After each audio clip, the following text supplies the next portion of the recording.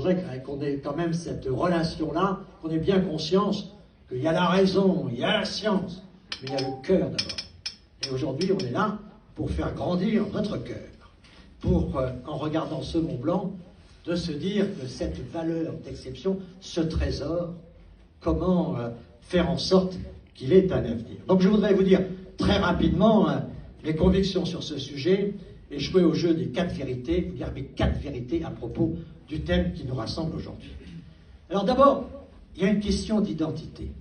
Première vérité, une identité à accueillir. Parce que vu de Mont Blanc, vu du Combloux, le Mont Blanc, c'est une identité qui vient de l'extérieur. C'est la plus belle des identités, pas celle qui enferme sur l'intérieur. Vous êtes à Combloux, vous voyez le Mont Blanc qui vous définit, mais il est à l'extérieur de vous-même.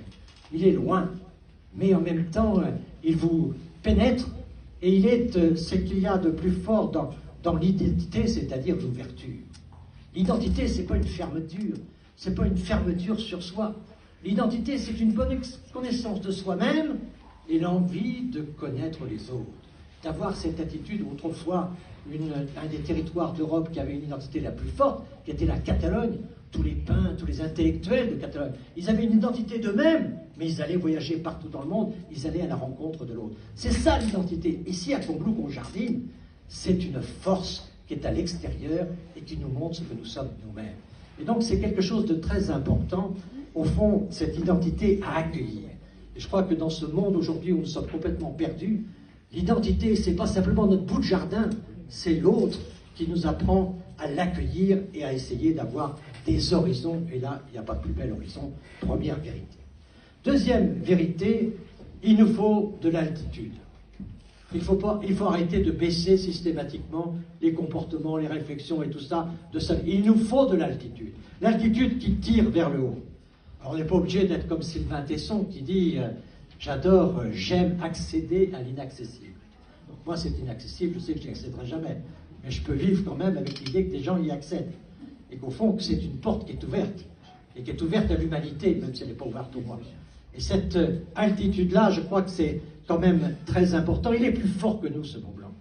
Il est plus grand que nous. Il y a quelque chose de divin dans ce qu'il est. On peut essayer de le conquérir. Mais pour cela, il faut conjuguer l'audace, mais aussi la rigueur, l'ambition, mais aussi l'humilité, la gloire et la modestie. Donc on voit bien que cette force-là, qui est une force qui nous oblige à être plus grand que nous, on ne discute pas avec lui d'égal à égal. On ne peut pas discuter avec lui d'égal à égal. Mais il nous force à penser à autre chose que nos propres intérêts, tout ce qui se passe à notre propre altitude. Changeons d'altitude. C'est vrai pour ça, c'est vrai pour tout le reste, y compris pour la politique. Mais je m'en occupe pas, vous le savez. Donc, une altitude qui vient de deuxième vérité. Troisième vérité, c'est un massif qui est à partager.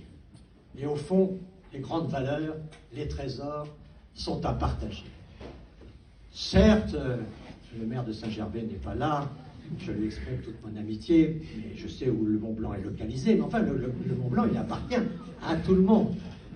Et au fond, cette grande force que je trouve, qui est ce partage du Mont Blanc, d'abord, je trouve que les communes, le pays du Mont Blanc, les remontées mécaniques, tout ce que vous avez, et tous vos travaux en commun, il peut y avoir des rivalités. Ce serait bien étonnant qu'il n'y en ait pas là comme il y en a ailleurs.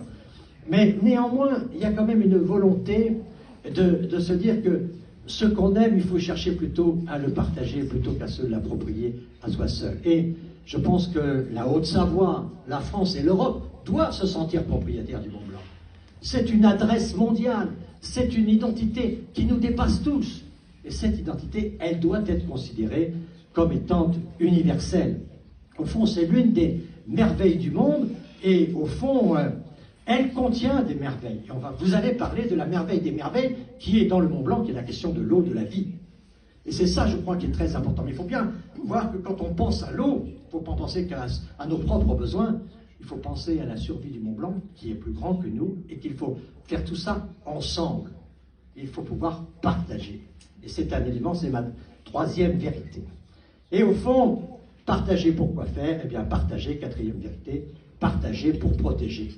C'est, je crois, un trésor d'activité, d'attractivité.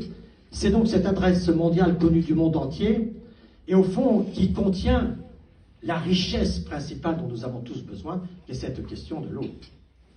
2,5% de l'eau présente sur la planète est de l'eau douce.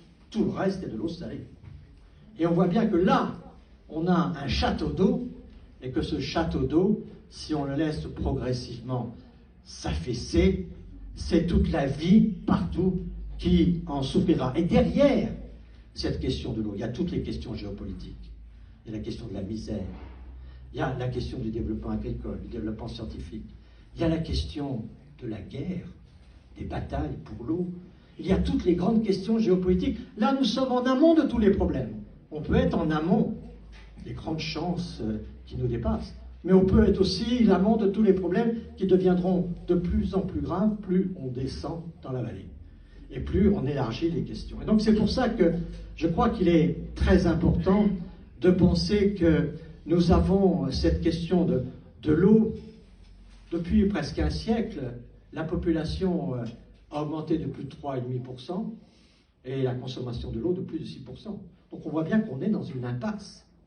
Et je trouve très intéressant que Combloux fasse de ce sujet un sujet d'identité, parce que justement, quand on veut grandir, il faut grandir sur tous les domaines, y compris sur notre propre regard.